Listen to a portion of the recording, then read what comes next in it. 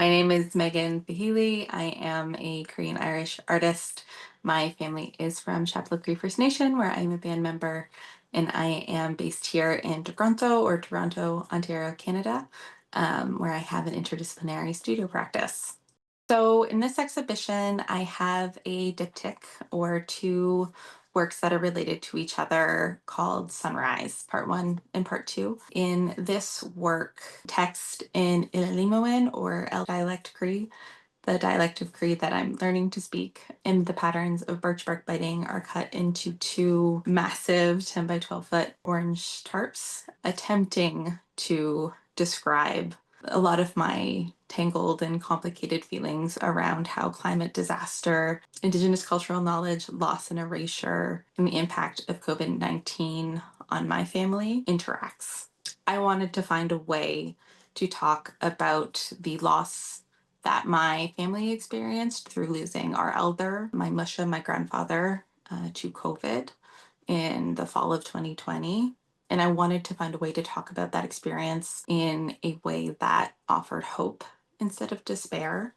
When we go through the loss of an elder, our community doesn't just lose a family member, doesn't just lose like someone who was a father or an uncle or pillar for our community. We also lose someone who carries all the stories and carries all this knowledge and carries all of our culture and our languages. In losing my mushum, started to feel like the depth of that loss and how entangled losing him felt with the processes of making that I was learning through birchbark biting, as well as through trying to learn our language.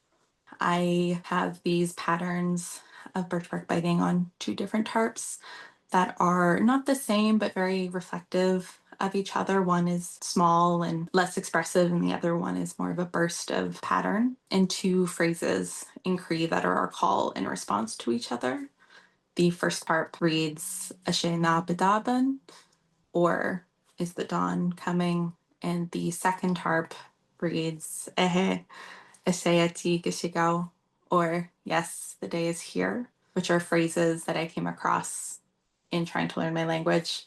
I remember like finding it in like a dictionary or like some kind of language resource and feeling like I'd found this like small moment of poetry, and wanted to immortalize it in my work. And it felt like a small offering that seemed very innocuous on first glance, but resonated and stuck with me for a really long time. Birch is an incredibly important material for Cree folks and a lot of other Indigenous folks on Turtle Island. It's been a part of our making practices for thousands of years, for generations, from boats to cooking to build homes with. And I learned how to harvest and work with birch from my family. I learned it from my mushum in creating these works that involve patterns from birch bark biting and are thinking about materiality.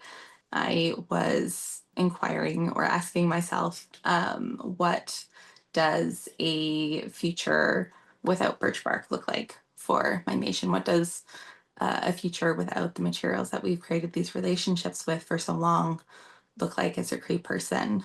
And I came to plastic and I came to thinking about like these quickly, readily available utilitarian materials.